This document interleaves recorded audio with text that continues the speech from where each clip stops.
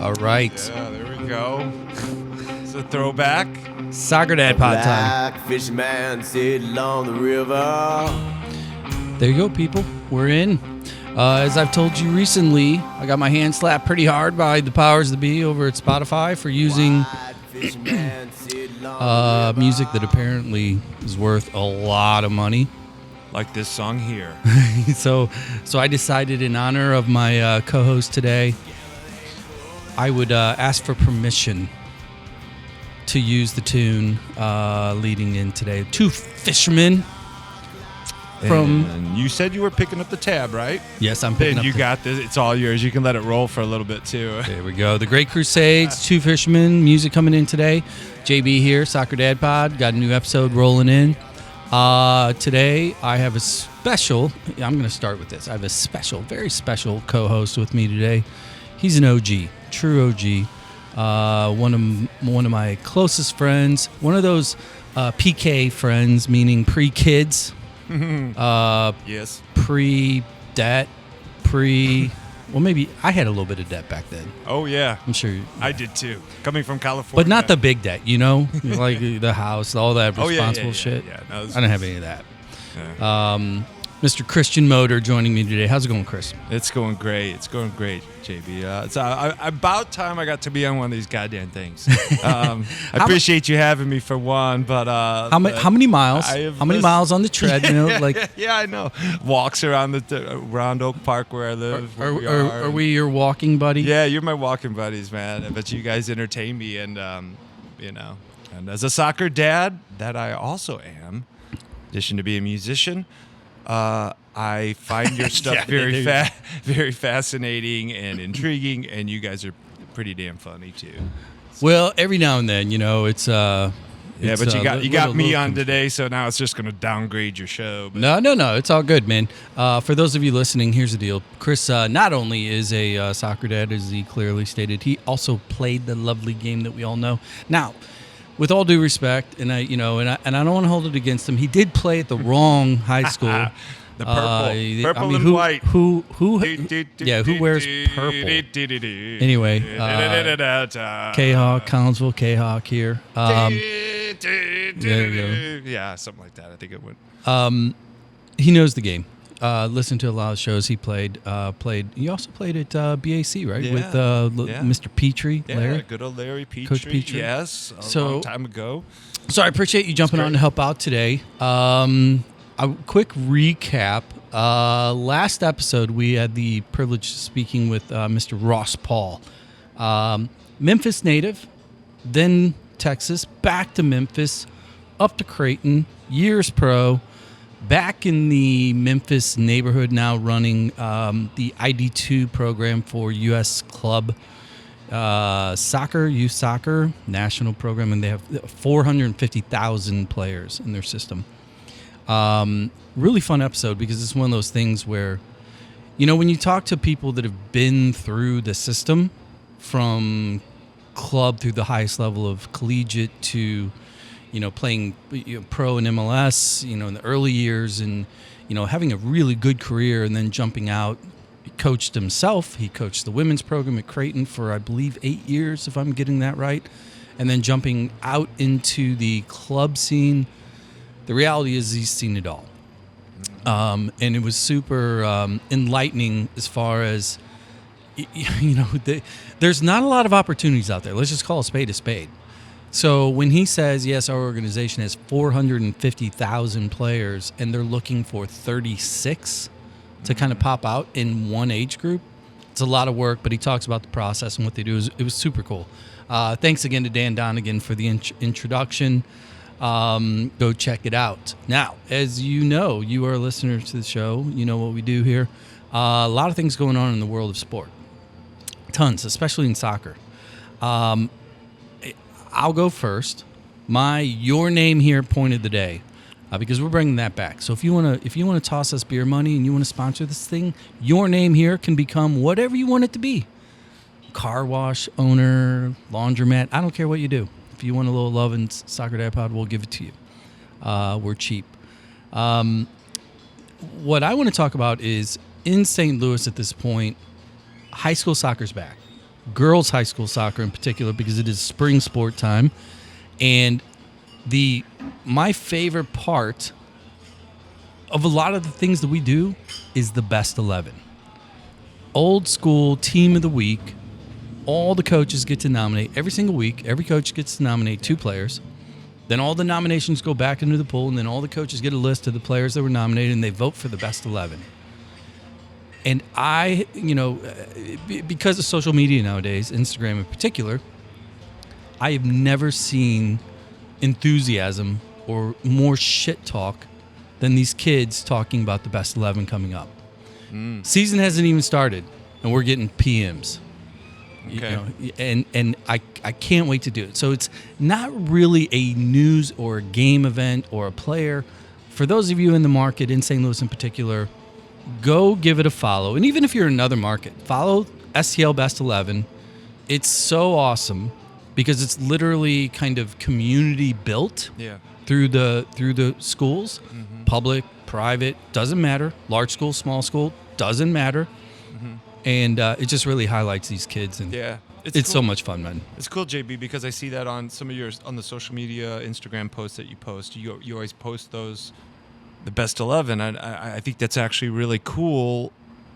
Even though obviously I live here, you live in St. Louis, I live in Oak Park, near Chicago, and but I just think it's great because it's a great opportunity for those kids to have a moment, a little something to share, to feel like they're part of the special, and I think that's cool. Part of the reason I want to talk about it today was because you are the co-host today, because I want to emphasize this, because a lot of kids have a ton of consternation when it comes to regret or jealousy or fear of choosing to play high school over academy, especially for the kids that have a choice, right? Mm-hmm. Yeah. And then there are those kids that have only been in academy and they don't know any different, right? Mm-hmm. And they see what's going on, and in their head they're like, oh my God, what am I missing, right? Yeah. But then on the flip side, you have the kids that are in high school that are part of the best 11 that, go to state, win state. They all want to be on an academy. So it's this weird tug of war. But I brought it up because, like, I joked about Collinsville earlier, but the reality is, pre-DA, pre-academy, the best rivalry anywhere was high school rivalries.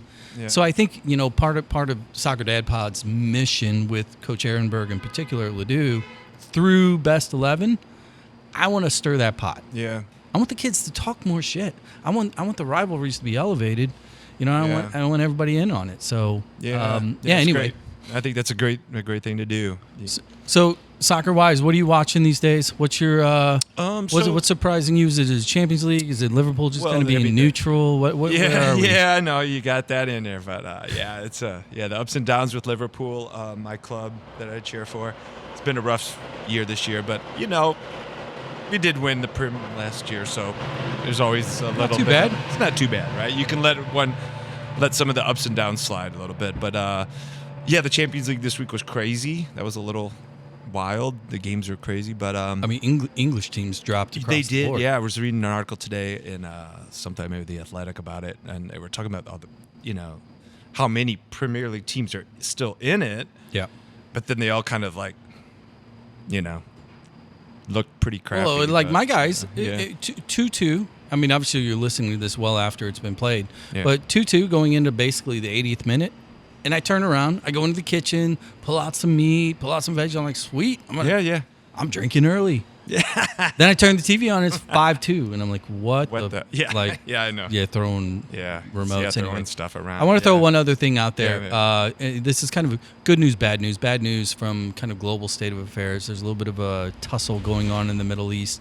And what has resulted from that as it pertains to the game of soccer in the World Cup coming up this summer, Iran is now no longer going to be participating for obvious reasons. Right. That's the bad news. That's like, shit none of us really want to talk about. So I'm going to propose a solution. Okay. Our Pontiac / Clio's futsal team, they have an opening. Yes. I'm not saying that we would be odds-on favorite, but I'm saying it could be fun. Yes. You down? Yeah. And as are probably our medical providers Yeah, would benefit greatly from. brought to you by AARP.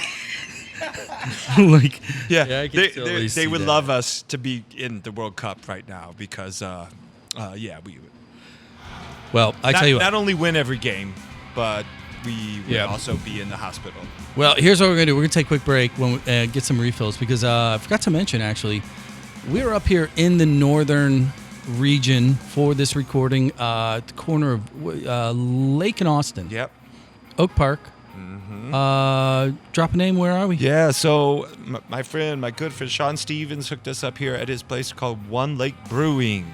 And it's awesome. They got great burgers, great food, and also great brew, of course. Beer. You know? Yeah, we love beer. Yellow stuff, the Cold- cold stuff that cold- JB... Cold yeah. yellow stuff that JB really likes. And I've had a few of them in my time as well. So. Yeah, I cold and yellow. If it has hibiscus in it, I don't want it. So anyway, here's what we're gonna do. We're gonna take a quick break. When we come back, we're gonna be talking to a fellow soccer dad who literally is putting out a product with the simplest name. I love it. We're gonna talk about the title. We're gonna talk about the pathway. Have some more of those cold and yellow things here. Soccer Dad Pod. More on the flip side. See ya.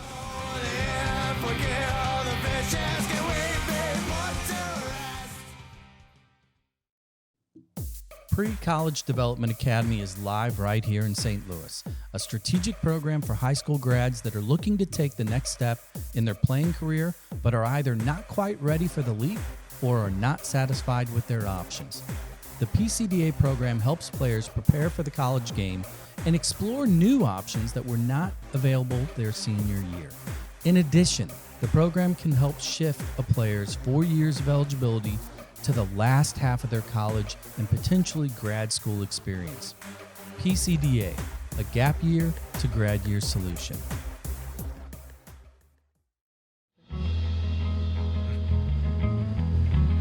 All right, we're back. Coming in with more. Well, it's not royalty free. It's just going to cost me a lot less than you two. We're cheap. Yeah. This one actually is a throwback to the 90s in the Lou,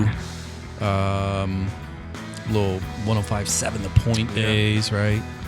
Yeah, sweet your chain, buddies, baby. your crew, right? Yeah, we got to do one with all those guys, and we got to get them on here for one of those because we all played it at CHS, Yeah. and but had some great stories, We'll get them on one day. That requires a trip out to Topanga. Yeah, probably, but that's We'll not go a to bad the West trip. Coast. Yeah, we'll do that. Soccer Dad Pod, we are back. Thank you for tuning in, listening.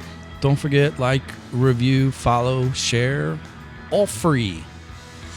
All free and boosts my self-esteem.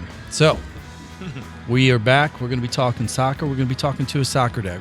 We're talking to the author of new book titled, check this out, Soccer Dad. Joining us, a fellow Chicagoan, Mr. David Murray. How's it going, man? It's great. Great to be with you guys. You so let's start with, how did you find us? Because I believe there was a LinkedIn poke or something. Let's start there.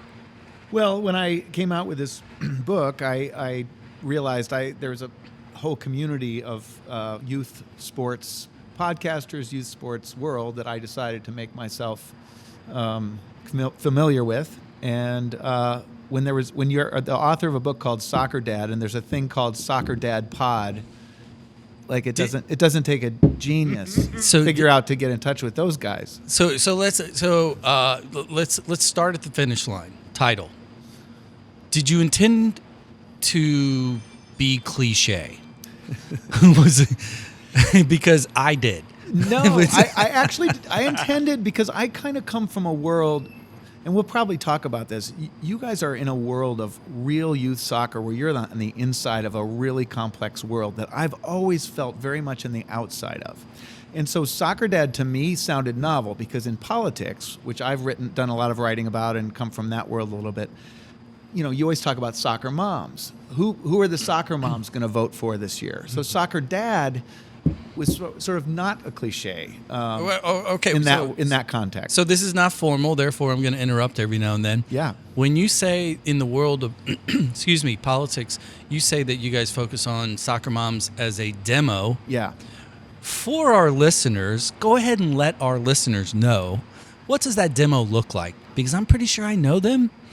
Well, But how would you describe them from a professional standpoint? And actually, I think that demo was talked about much more 20 years ago than it is now. But I think that was a smooth out, by the way. I mean, I think that's true. But I think we talked about soccer moms with Bill Clinton was trying to get soccer moms. I don't think we talk about whether soccer moms are voting for President Trump or Joe Biden.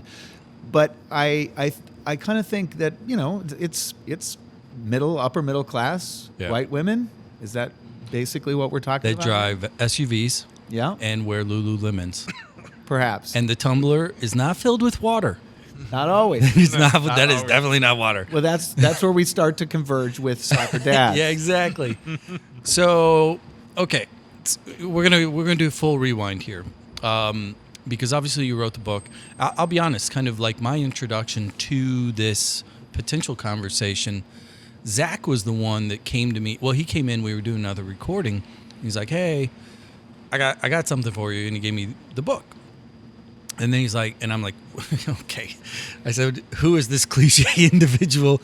Joking, obviously, didn't know you. So, and he's like, "No, he reached out on LinkedIn, and this is it." And blah blah. This is a couple weeks before I was about to go on a long trip. I'm like, okay, and just kind of threw it in the bag. Had reached out. I believe we were, playing tag a little bit as a potential Zoom guest. Yeah. And I remember getting on the plane. We're flying to Munich from St. Louis, and I start to read it, and I immediately look at my wife, and I'm like, this is actually really fucking good. Because I was like, kind of self-deprecating. It was funny. It was like, but the writing was pro. Mm. I'm like, this is not somebody that's just journaling. So let's start there. Give us a little bit of your resume, because you're just not, you're not an accountant who had a daughter who played soccer and you're like, I think I'm going to journal about this. You write for a living. I do, and I've written for, my parents were writers. I went to college to write. I've been a journalist my whole life. This book came to me very late. It's not my first book either. But I do recognize that people go, soccer dad, written by a soccer dad. Oh, it's probably terrible. So it's easy to make a good impression after that. As a soccer dad who loves soccer dads, I'm like, oh my God, like, Zach, what did you do? Oh my, is it like in a ring binder? Yeah, no, it's a real book by a real writer. And honestly, I wrote it kind of as a lark. I just, almost something to do with my hands while my kid was off to college, and thinking, gosh, this was kind of an interesting story we've been through. And I wrote it as kind of a light thing. It grew in meaning as I wrote it, and as I think you read it, you go, oh, this is more than about soccer. This is about parenting. This is about a lot of things. So. Well, I think that was my largest takeaway out of the gate, because it's like the stories, while it was a different, a different city, different league, you have a daughter, right? I have all boys. But the through line of, the environment, the coaches, the tryouts, the rides home, and your kids' faces at all of these phases. I'm like, yep, that's me. That's not my kid, but that's me. Yeah. Did you have an intent going into the project, or was it free flow? I had an intent. I think my intent was, I felt lonely as a soccer dad. And again, this has to do with the difference in cultures. And I'd love to get you to talk about this, Chris, the difference in cultures between St. Louis and Chicago. It's not together in Chicago. It's all over the place. It's not very well organized. I mean, St. Louis feels like you've had soccer for 600 years. Here it feels like we've had soccer since last May. So I felt lonely as a soccer dad. I felt like I didn't know where the best teams were. I didn't figure, I was kind of lazy and stupid, as I talk in the book, about figuring that stuff out. But there was no place, there was certainly no Soccer Dad pod. There was no place to find out about where your kid should be playing. And so I felt ignorant. I felt lonely. I felt like people on the sidelines didn't talk to each other. Yeah. That's one of the things I love about what you guys are doing is you're making a community. You're making reality. You're making norms about this stuff. You're making it normal to talk about putting vodka in your tumbler. What's funny is we also encourage people, don't sit with parents. Oh, yeah. Like, go by yourself. Yeah. It's so my follow-up question to the start of the book, if you went into it to just maybe you were kind of journaling to a degree to like, hey, I want to remember what I did. I want to remember my experience with my daughter, my experience with my wife and, family. At what point did you like maybe come up with a storyline or a theme or, did you just keep writing because you're a pro? I think I started writing it right when she went off to college. And I thought, okay, I've raised a kid who has gone off to Division I. I've been all the way down the road that all these parents are at different levels of different places on that road. Maybe I can be helpful to them. The thing that became a surprise was I wrote half the book about her being in college. I thought my soccer parenting was done. Right. We did it. She got the college scholarship. That's when it really started. That's when the work really started, and that's really the second half of the book is managing her through that. So it was pretty organic. At first, it was kind of wonderful because I would write it in the mornings before I would do my real writing work, and it was kind of a hobby. And she would call after college practice and tell me how practice went, and I'd say, "Oh, that's great. I just told the story about when you were 5 and you scored your first goal." It was kind of nice and organic conversation between her and me when we were, separated for the first time. Yeah. So. Go ahead, Chris. Yeah. No, that was actually, you kind of answered the one question I was very curious of with this, was by the time you got to the end of the book, and when you write, I know this from when I work on stuff, music or whatever, I get to the end of a project, I've always learned something new that was unexpected or I didn't realize, but I was kind of wondering, that was going to be my question for you. Like, when you finished the book, was there something that appeared that you learned or gained or insight into maybe your relationship or what, anything really that mattered? I mean, so many insights along the way.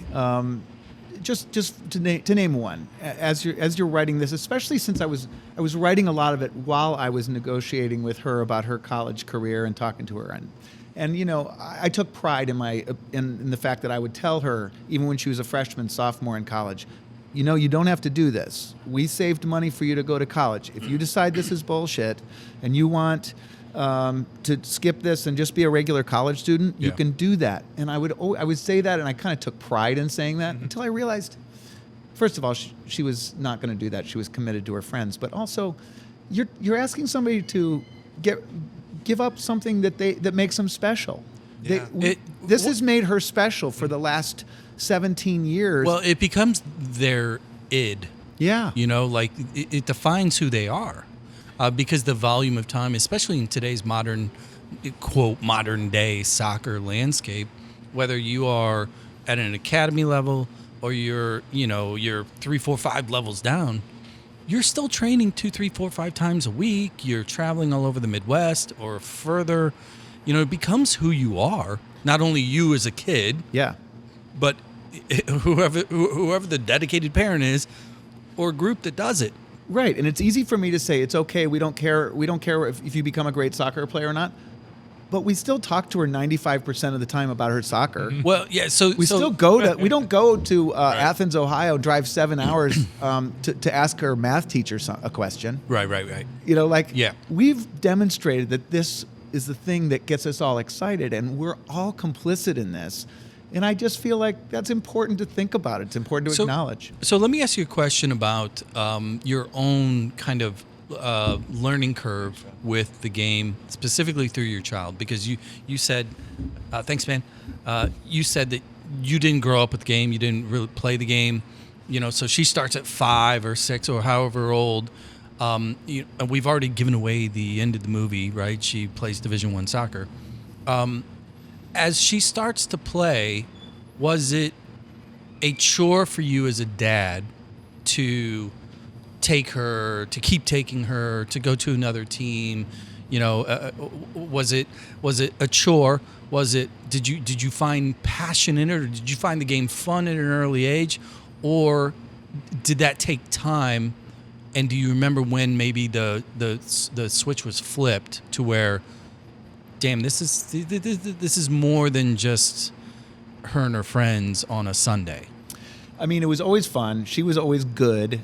She would. She was faster than everybody, and she was little, but she was really good. And it was always just fun to be there and fun to watch her run and play. She played with great joy, and she always played with great joy. So that was always fun. But my education went from 0 to, I won't say it went from 0 to 60 because it's still at 40, but there were moments when I thought, okay, well, she's so good that no matter what I do, she'll either rise to the top. So again, I'm going to interrupt because we are not formal and none of us are getting paid for this. Wait, what? Yeah, no, Hey. sorry, dude. How did you know she was good? Because if you were not from the game personally, like, can you talk about maybe your own kind of accumulation of knowledge about the game as players, et cetera? Because we all love our kids. Yeah, everybody thinks their kid's Yeah, good. even the daisy pickers. Yeah, I knew she was good because all the other parents knew she was good. Okay. Like, I didn't know all the other parents' kids were good. She made some like kind of amazing plays. I remember her first club owner was this British guy, and she made some crazy play at age 6, and he goes, "Oh my God, she's a natural born striker." Like, we didn't hear that about the other kids. Bonus points for accent. Yeah, no shit. It sounds like Roger from Men in But like, that was 15 years ago or 16 years ago, and I could still hear it like it just happened. So let's kind of put this also on a map, because you guys, you're from Ohio, correct? Yep. So was she raised here? Or was Raised she in Chicago. Raised in Chicago. Yeah. Okay, so you're in Chicago, which is a mega soccer town, even though it is fractured. And I agree with you, because I actually know, the landscape pretty well here. I lived here for 8 years myself, right? Yeah. Pre-kids. And when you decided to get into it, did you go in thinking, I'm in Chicago, it's a global city, there's a ton of pockets of nationalities that they all love this game more than they do football or baseball, right? Did you think it was going to be easy? What was the thought process as far as like getting her in? Or again, was it just, look, it's going to be baseball, or it's going to be basketball, or it's going to be soccer, and you chose soccer? Chose soccer. She played a little bit of baseball, t-ball, and she played a few other things, but this is just what she liked. I definitely didn't want her to be swimming. There were sports I didn't even tell her about. Oh, that's the worst. I mean, Swimming I'm going to spend 4 hours track. in an auditorium. Yeah. No, track is bad. I didn't even tell her about gymnastics because I was afraid of like body issues. Like, I don't even want you to know about that. Or She still Irish doesn't- dance. You know how much those dresses Yeah. cost? She still doesn't know about Like Irish 10 dance. grand. But we got into a kind of a low level club team on the south side of Chicago. It was very low level at that time. That British guy I mentioned was really operating on a shoestring. He was just starting it out, and I was like, this is fine. This is a bunch of parents. These kids are really small. They're 6 or 7. She's the best player on the team, or one of the best. This is totally fun. And the first mistake I made, and the first way I showed my ignorance and my laziness, and I was ignorant about this. Like, I just thought, like, this isn't the hard part of parenting. This is the easy part. I shouldn't have to work to figure out where she should play. This should all just come to me. And I was wrong about that. And the first moment I was wrong was when that club owner said, "Oh, she should play up. She's too good for the players on her team. She should play up 2 years." And that flattered me. And my wife, the soccer mom, but it was dumb. We should have right then. We should have gone. There's got to be another club. She should be playing with her level at another club in this huge Chicago metropolis of great soccer. Well, you know, didn't do that. So what's funny is that there's a mixed message there, because in certain markets, like I'm a huge proponent of that. Mm-hmm. So even like I grew up with the game. I know the clubs, right? And I often say, if a kid is really excelling, as opposed to looking for the right team, just go up, and especially when they're young, for 2 reasons. Number one, if they're kicking the shit out of everybody that's 7, 8, 9, 10 years old, move them up to 11, 12, 13, Yeah. right? Because number one, it's gonna be competitive, and number two, there's stages and there's moments in which when they go to the next level, like you go to high school as a freshman. Well, guess what? There's juniors and seniors. Yeah. And then if you're good enough, you go to college as a freshman. Yeah. Guess what? There's juniors and seniors, right? There's a good that's the good argument for that. The bad argument for that is when you're 8 and you're going up to 11-year-olds, those kids have phones. Those kids have boyfriends. Yeah. So she was a kid, and those kids were young teenagers. Yeah. And so she was isolated. She felt weird. She didn't feel part of that. And I talk a lot about in the book about our why for this was not soccer greatness. Our purpose for this was teammates. Was watching women, young girls and women bond with each other and do things as a team that you can't do otherwise. And so that was always our central purpose.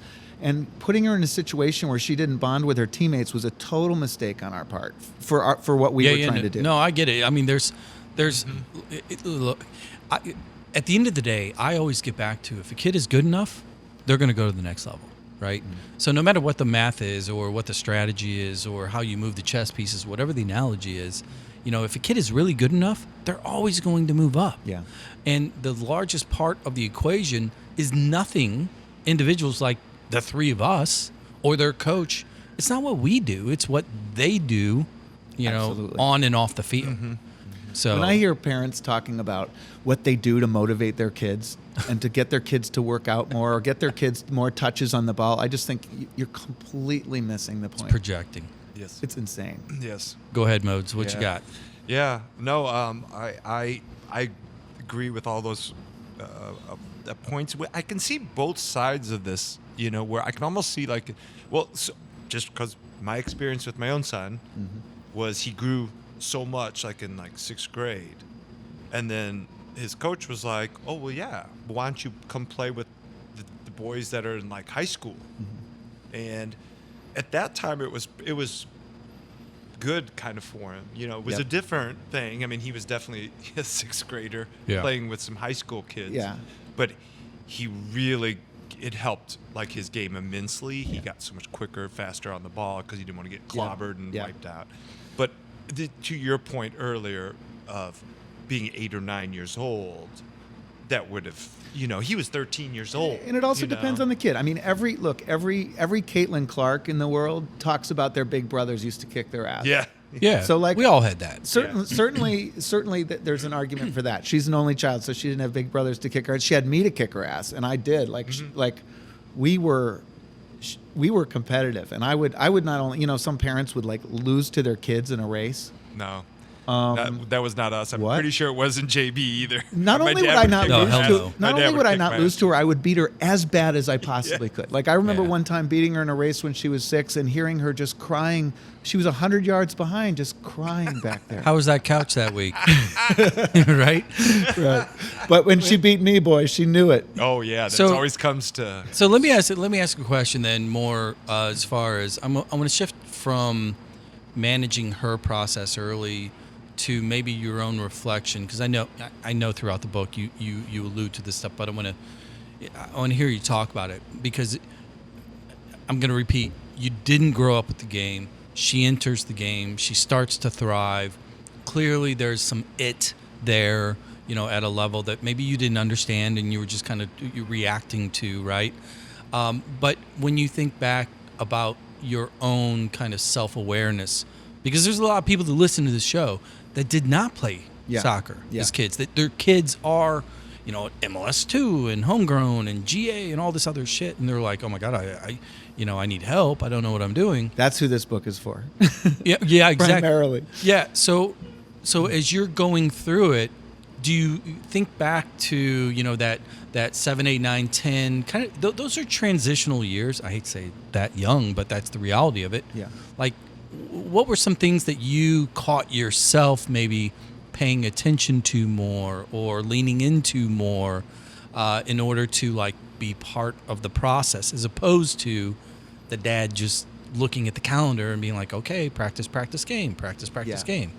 I mean, I actually felt my soccer ignorance was a superpower for me, and I think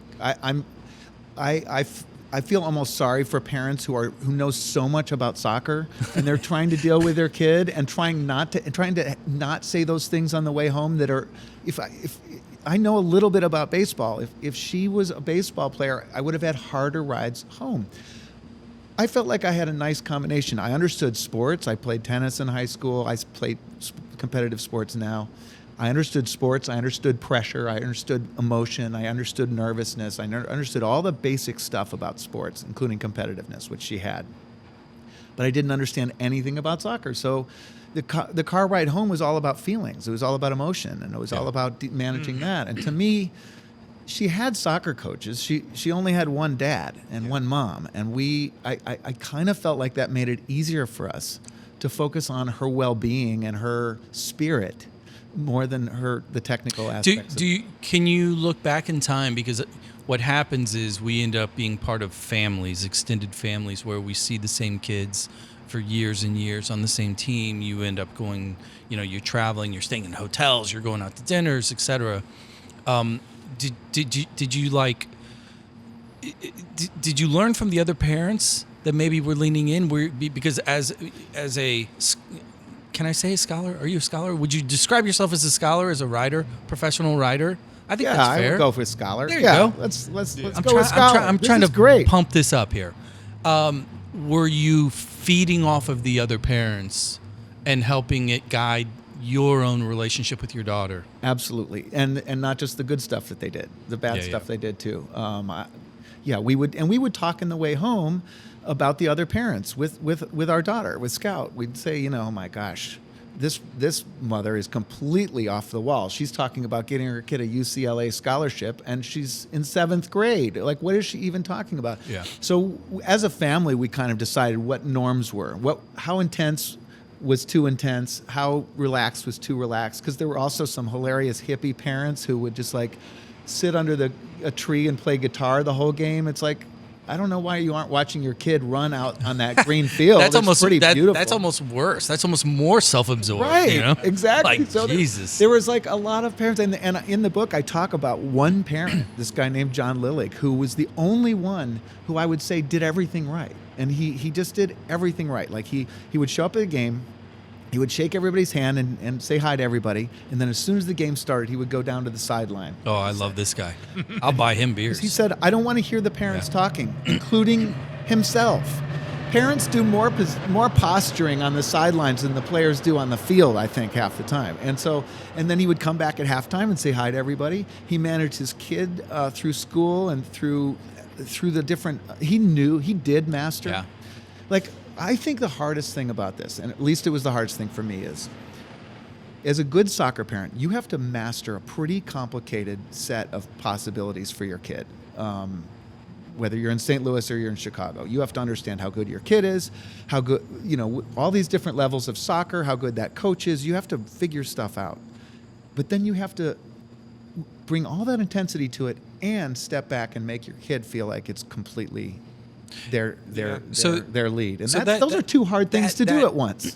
That opens a really unique question, because it's a thing that we talk about often on the mic, mostly off the mic, a little bit more directly, and that is self-awareness and how it applies to the player, the kid, knowing where they stand, but then more importantly, the overlap, that Venn diagram of the parent and the player, like understanding, okay, what level are you, right? From a self-awareness standpoint, like because if you're not clear cut, the top player or the top two players on a particular team, then you have two choices. You're either on the right team or you're one of the bottom two, and you probably are on the wrong team too. Yeah. Right? So how did you start to consume the self-awareness cycle of how good is Scout, and where does she need to be? And, can you think back to when you were managing that with her to make sure that it was the right fit as opposed to dream fit or wrong fit? I mean, again, it was because of my laziness, she was almost always the best player on her team. I should have been, if I was going to be doing this a little bit better, I would have been finding one better team for her than she was on most of that time. There was one dad who I do talk about in the book who took his daughter out to Oak Brook to play in the ECNL. Yes. and we were like, we're a bunch of Chicago jerks who also think that we're too cool for soccer. Why are you going to the burbs? That's not really Chicago, right? Yeah, One of those things. Like, no, it was even beyond that. It was like you're going out to the burbs, and we would always go out to the burbs and lose. We would always lose to teams in Oak Park or in Oak Brook, not in Oak Park, but in Oak Brook we'd lose to the teams, and I would always say, well, they don't have any libraries out here. All they do is play soccer. Of course they're going to. I mean, we were a bunch of assholes, and so when this guy said, "I'm taking my daughter to Oak Brook to practice," I said, "Really?" Like he goes, "Well, it's only 25 minutes without traffic." I was like, "When is it without traffic, you idiot?" And we just it's like hockey hours. Are you playing at 1 a.m.? Yeah, we just laughed his ass completely out of town, and that was the moment that I should have been looking around for Scout. I don't really regret it because she got her dream, she got where she wanted to go, but if I was being a little bit more, I should have at least known that was the option and known something about it, because she ended up having to play out there, and it was a terrible shock. So here's what we're gonna do. We're gonna take a quick break. We're gonna get some refills. I'm gonna throw you guys with a little nugget of advice that I actually got from my dad way back in the day. Rest your soul, Earl. Was that because my dad claims he played. In hindsight, I know that he never played. But every single time I would get in the car, and I played at a competitive level, and I was extremely volatile, might be the word, something. I never played against you. I'm a little older, but I'm pretty sure that we played together on. And here's what he did. Cleo's, though. Here's what he would do. Every time I get in the car, and I remember this because I've done it to my kids ever since, the first thing he would ever ask me, depending on the time of the game. If it's a 9 a.m. game, get in the car. You're hungry, where do you want breakfast? And if it's a midday game, are you hungry, where do you want lunch? And obviously later, where do you want dinner, right? And it was, and I think back to that, like no matter what the game was, how I played or otherwise, like he was a sensei. He was like a Jedi master, like, I'm not going to go there. Because eventually he would talk to me about it. But it was that one little thing that just like, okay, we need this. He cared about your well-being. It's the unplug it, plug it back in kind of theory when it comes to your shit not working, right? Yeah. And I've done that, with all of my kids, and especially my middle son who plays at, the highest level that he can. There's a reset that occurs, right? Yeah. And so there you go. That's a free piece of especially advice. For kids and eating. Yeah, no, exactly. He's like, oh well, shit. I didn't even think about that. Things get better real fast. Yeah. So here we go. We're at One Lake in Oak Park. When you're up here next time, traveling around to one of the hundreds of clubs up here for your own tournaments and stuff, come down to Oak Park. This is the cool part of the city too.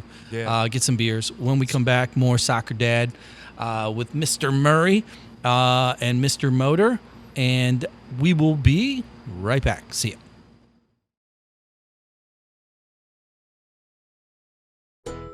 The term staycation was really invented by soccer moms.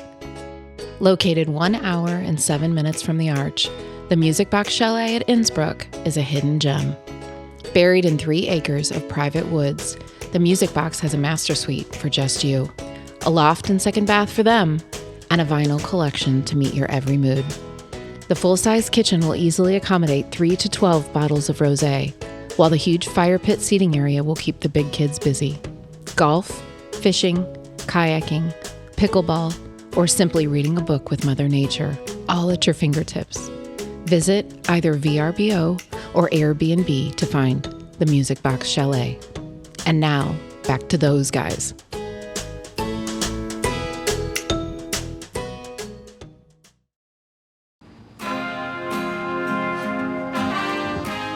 All right.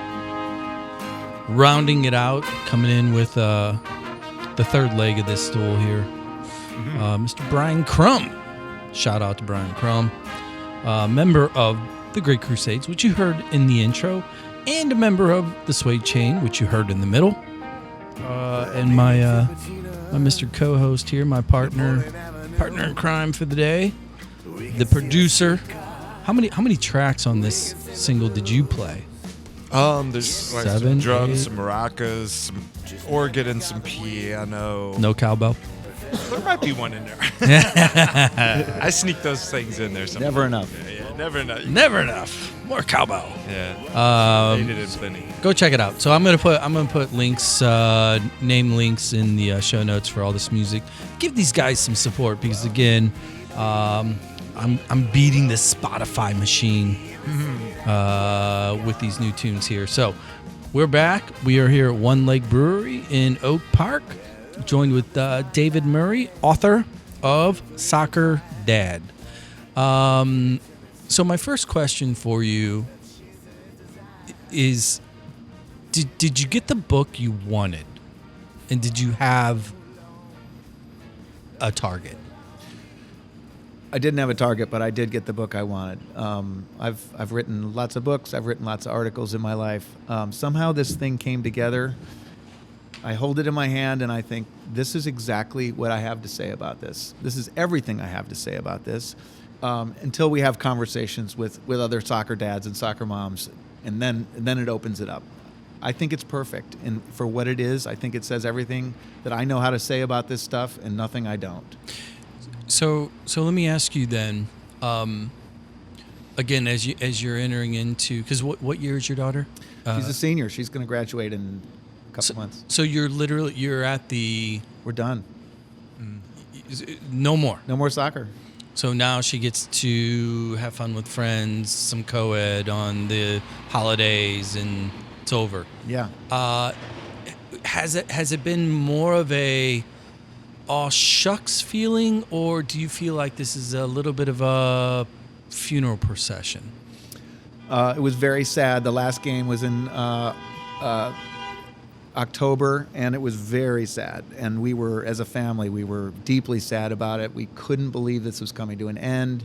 The last makes me emotional just thinking about it. They knew it was their. It was kind of nice because they knew it was their last game. I mean, often you lose some bitter playoff game, and then you go, "Oh my God, there's no more." But they had been eliminated from the playoffs, and so we knew this was the last game. It was at University of Massachusetts. It was on this beautiful sunny day, and everybody all the seniors got to play the whole game. The parents all knew it was the last. We had a big brunch. It was wonderful, and God, you were looking at that clock, and the clock was ticking down. 10 minutes, 5 minutes. So were you sitting there like having? Were you enjoying the moment, or because you started writing while she was there? Yeah, the book was done by then. Oh, okay. Yeah. So then, are you like enjoying the moment, or are you just constantly having these flashbacks? I was enjoying the moment. I was very sad about the moment. Was your tumbler filled with some brown liquid? That time there wasn't, but we had a couple Bloody Marys at breakfast at brunch. But it was very sad, and it was very it felt like the end of an era, and she was so sad, and they all just cried in the middle of the field, and it was quite something. But I'll tell you afterwards, the other flip side of this is. There was an upside. I think NFL coaches will all tell you that the longer they coach, the less winning becomes fun and the more losing becomes horrible. Yeah. Like the anxiety involved in watching your kid play college soccer increases, and the joy when they play well is less than the agony when they don't play well. And, toward that last year, like her mother would say, Scout's mom would say, "I don't know if this is worth it. Watching these games is agony." So we've left her out of the majority of this conversation. Yeah. You are a literal soccer dad, and obviously the author of the book, Soccer Dad. Your partner in crime. Yeah, my wife. Soccer mom, or was she reluctant soccer mom? Was she a proactive soccer mom? Because there are varying degrees. And what color tumbler? Do Yeah, right. She was not a tumbler person. I was the tumbler guy in the family. Oh, so she just was walked the up with a bottle of Bud. driver. Yeah, She's like, right, "Get out of the yeah, way." Right. She, I say that my superpower was that I didn't know about soccer, but I knew about sports. Her superpower was she didn't really know about either of them. So she was really. She reminded Scout that we didn't really give a crap at all about, or she didn't really give a crap at all about soccer. She wanted Scout to be an artist. She wanted Scout to be a million other things, and really tried to expose her to a lot of other things. And I feel like that's a big important part of this too. Just letting your being in different contexts with your kid. If the only time you ever spend with your kid is around soccer people, show your kid other parts of life. Life is bigger than that. And so I think that was kind of her contribution. She drove me nuts a lot of the time, and I had to walk away from her on the sidelines, which I hear parents talk about all the time. Like, Oh my God, yeah. she would make comments that Scout wouldn't get to. She ever say boot it? She wouldn't say boot it, but she'd say, get in there. And why didn't she get to that one? It's like, we're sitting over here on the sideline. We haven't been running for the last 30 minutes. Like, you don't know. So let me kind of get a feel for the compare and contrast, because again, there are probably millions of families that go through this. You admitted that you realized in hindsight that oh my God, I should have been taking her to these tryouts or this other league, etc. Was there a point in which your wife understood that Scout was thriving, that she had, more upside than the fuel that you were putting in the tank at the time? And how did she react to the reality? Because if she wanted her to be really well-rounded and into the arts and a great education, and then all of a sudden here come the college coaches calling, Yeah. that's a seismic shift when it comes to expectation. What was that process? By that point, it was all over. Scout was definitely, committed to playing Division I soccer. That's all she wanted. So by that time, the choices weren't there.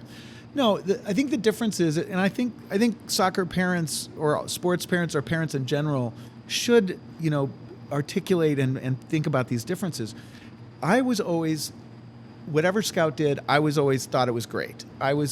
And Christy would say, she's not playing well out there. She wasn't hustling, but it would be like, she's not playing with her usual confidence. She's not running at full top speed. And I was just like, what do you know? I was almost pathologically ignorant about that. And so we just had different approaches and we drove each other nuts, but driving each other nuts is part of a good parenting team. Isn't it funny though? Because I think you probably would describe Christy in this vein, and Chris, I know you see this as well. Yeah. When you do have individuals, dad or mom, that go into the situation not knowing, after a few years of watching high level, they almost are faster learners than those of us that have been around the game and like trying to evaluate and read through it. So was there a point where, okay, she's not gonna, she's not going to Juilliard. She's going to keep wearing these goddamn soccer cleats. When did your wife ever become enthusiastic? Yeah. About it? Yeah, she did. We both did. It's beautiful to watch your kid run. It's beautiful. I mean, I just did a post the other day, which is, one of the upsides of this is all you want is for your kid to be happy and healthy. Yeah. Well, when they're playing soccer, they look healthy. They are big, strong, fit people, and that is a true pleasure for parents. I've never thought of it that way. Yeah. Actually, that's like, Yeah. they're physical specimens. Yeah. And in this world, that may come in handy.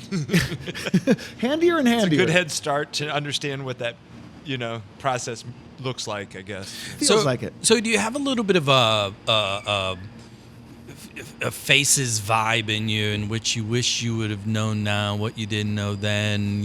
Like if you had to go back in time, having written the book in which you went back in time to recapture your journey. Yeah. What would you do different? I would have taken this soccer parenting much more seriously as a parent. I thought when you open up that canvas chair on the sideline, I thought, this is the easy part of parenting. I'm going to have to help this kid through school. I'm going to have to meet with teachers. I'm going to have to deal with this kid with their friends and social stuff. I thought, this is the easy part. And I thought that for far too long. It's not the easy part. First of all, our generation does not have any idea. I mean, you guys know what you're doing with this stuff, but as a generation, we didn't grow up with this stuff. We grew up with, people playing soccer in blue jeans. At least I did. Like, this was not, we didn't have travel sports. We didn't have travel soccer. So it's not like we grew up with this.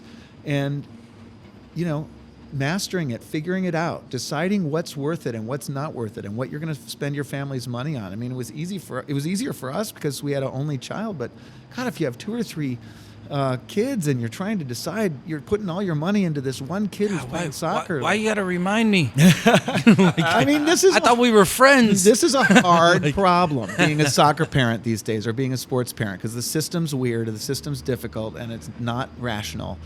And So- you have to do a good job. So let me ask you this then. You know, having a core fandom of other sports, and then, you know, living vicariously through your daughter after all these years, and is starting to kind of fall into the game more. Would you consider yourself? Would you describe yourself as a soccer fan, not just a soccer dad? I watch women's soccer. I don't watch men's soccer. I wouldn't watch the men's World Cup. I mean, maybe if U.S. went far in it, but that doesn't seem to happen much. I love to watch women's soccer. I don't watch much women's pro soccer. If Scout's around and she wants to watch a soccer game, I'm totally down for that. I love to do that. She gets excited watching somebody make a great play. But no, I don't think soccer's, the thing I care about the most. So in the early process of working on the book's distribution and, the PR campaign, etc., has any outreach or feedback surprised you from the soccer community, be it a coach or somebody that just knows the game, that maybe it's you tease the book out, or somebody giving you feedback? Has anything surprised you from what would be a quote soccer source regarding the book? And I hope this happens much more, and I get much smarter about this. I think this will happen a lot, and I'm looking forward to that. But I did an outreach to some Facebook soccer groups for the last chapter of the book, where I actually give some advice. I don't give a lot of advice in this book. You come to some wisdom reading it, hopefully, but it's not a book that tells you how to do this. But my publisher said, you got to have some tips. You got to tell people how to do this. So I put some of those tips in a Facebook group with 60,000 people in it. Yeah, bad idea. Yeah. How'd that work out? There's a lot. I think what I really realized is that people are deeply defensive about it. Yeah. They don't want to be told. Nobody wants to be told. If you tell somebody they're parenting their kid wrong, that's fighting words. Period. But they don't want to be told they're doing it wrong. They don't want to be even suggested they're doing it wrong. So if you can say something like, one of the bits of advice is it's a little tongue in cheek, but don't let your kid head the ball until your kid starts doing it behind your back, because we do have to protect our children's frontal cortex. It is kind of a bare minimum parenting thing. Oh my God, I got killed for that. And it's there's just why are you raising soft kids? There's a level of intensity and I think anger and I think anxiety is where it really comes from. We're wondering if we're doing this right. We're wondering if we're focusing on our kid too much in this area or too little. This is everything. These are our kids. We're trying to raise them right in a really intense environment, and so it feels like a tinderbox. Yeah, no, I'm familiar with those pages, those groups. The last time I was there, might be the permanent last time I'm there, I actually suggested that we should ban anonymous posts. Yeah, I've seen people suggest if you're gonna ask something that you have to put your name on it. Yeah, okay. And you got a bunch of anonymous people telling you were an idiot. Yeah. No, I mean it's one of those things I don't think there's literally no difference between the two of us. While the first time I ever put the shoes on and kicked the ball, I was 3-4, right? And you didn't, and your child just is wrapping up her D1 career. Mine's about to start here shortly. And the overlap, though, and Chris, you're going through it right now too, is that it's the relationship with our kids through the process. Because if that relationship is healthy, then everybody wants to talk about, in the soccer world, everybody wants to talk about technical skills, tactical skills, physical skills, and mental skills. Well, they purposely put mental last when the normal spew of those four, and yet I think we would agree at this table the mental side of the game is absolutely the most critical. And it becomes more critical the older they get, because they have by the time they have made D1, they have skills. So D1's all mental. So I'm going to ask you. So I've asked this question to U.S. Soccer Hall of Famers, Division I coaches, pro coaches, up and down the lane. The it factor. You're not a soccer guy, but your daughter plays at the highest level, Division I soccer, right? When you watch kids play, how would you describe a kid that has it? I mean, you can usually tell by the way they walk. You know, you go to, like, I noticed this first when I went to a Bears game, and I sat really close when I was young, and it's like, those guys move different. Yeah. They just move different. Even the linemen who like on TV just look like a big bunch of big fat guys. No, they walk like ballerina. Like they just so you can just see that. Like it's so easy to see. I look at Scout's videos from when she was 5 and 6 years old. You can see it there. Like there's just something going on that the other kids don't have. I don't know. I mean, the other thing is, I'm sure you'll both relate to this. I think every soccer parent can relate to this. You can walk onto a field and see at a tournament and see your kid 2 fields over, warming up, and you can tell whether they have it that day or not. Oh, 100%. That's a great point. And, I love and that. how can you tell? You don't know how you can tell. It's not like they have their head down or it's something that obvious, but you can smell it from 2 fields away. Body whether they're language. feeling it that day. Yeah. So that it's kind of magic. It's one of the cool things about it. Hey, David, I've got 2 questions that popped in my head here, and they're not really related, but I just was curious. Has Scout read your book? Yeah, and that was a nervous moment. That was a nervous Sure, moment. I can imagine Yeah, that. I was just curious. She took most of a spring break to read it, and finally I said, I don't know how to make you more interested in a book than writing a book about you.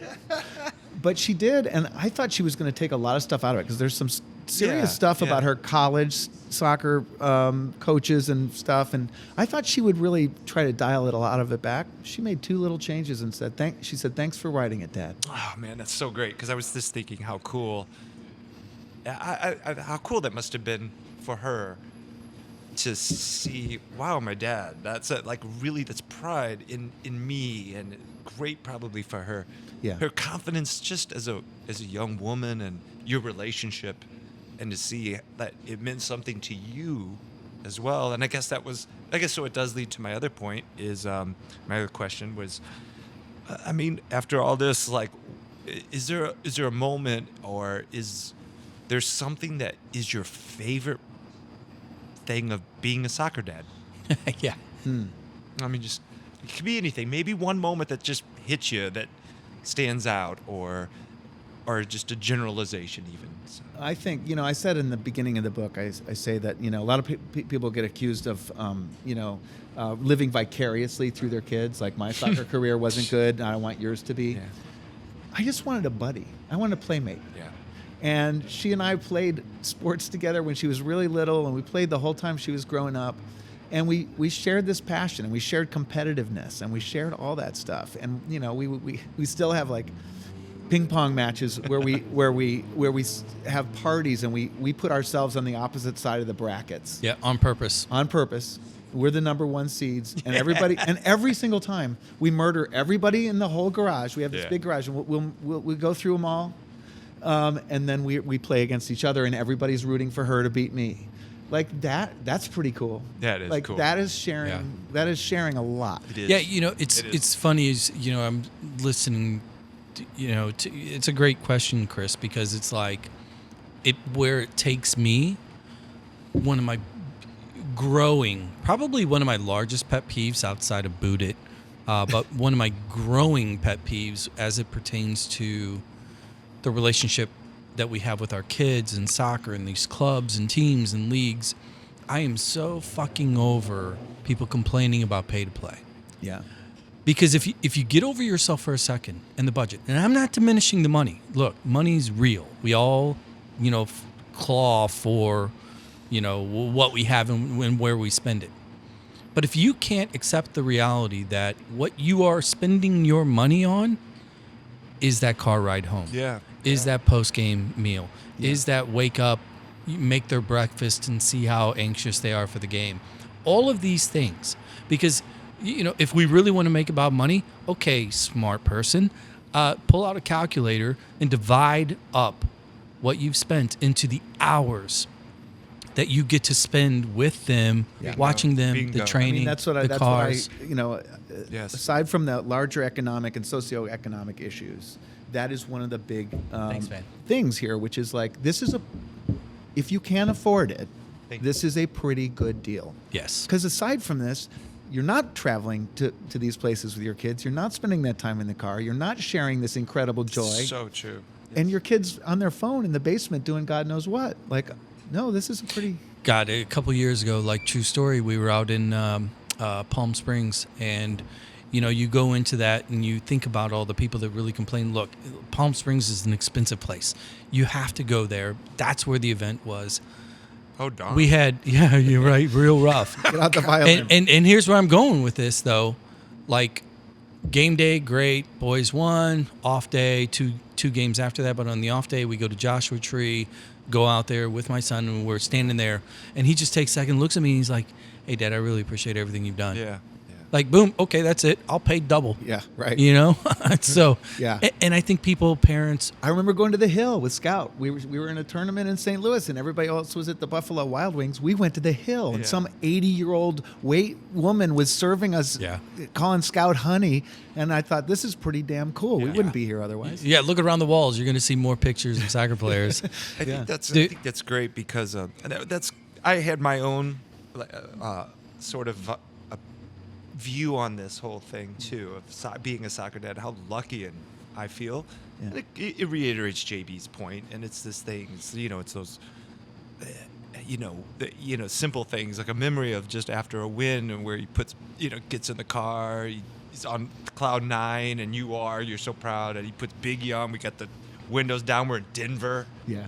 And just those little things, but having you here talking about that, and in your book saying how kind of important that is to step away and look at that. I'm thinking of a moment. I am thinking of one moment, a great moment in her life. She her senior year, she scored a goal, and they won the city championship in Chicago. Against the terrible rival team, Whitney Young, Lane Tech. She won. Mm-hmm. I mean, high school was a great thing for her, and her boyfriend was outside, and she got interviewed by reporters, and she was the hero. Yeah. And we get home, and she's getting undressed. It almost makes me want to cry. And she goes, "Dad, do you think this might be one of the greatest 10 nights of my life?" Yeah. And I go, yeah, and I didn't tell her, might be one of the greatest 10 nights of my life. Yeah. Yes. Yeah, no, I mean that's the thing. You know what? Go. That is a perfect place to call the ball here, because for you parents that are listening, number one, I mean I have a link. Go get the book. It's a great book. Congratulations on getting it out there, and Thank you. really excited about having you on and everything. But for you parents listening, like, get over yourself is really the moral of the story. Celebrate your kids, because if they are good enough, they're going to get to where they need to be. If they're not, that's fine. Love them all the same. But do not make this thing, it is not a job, right? You are not paying. If you're more worried about ROI, go buy NVIDIA, okay? Spend time with your kids, enjoy it, because guess what?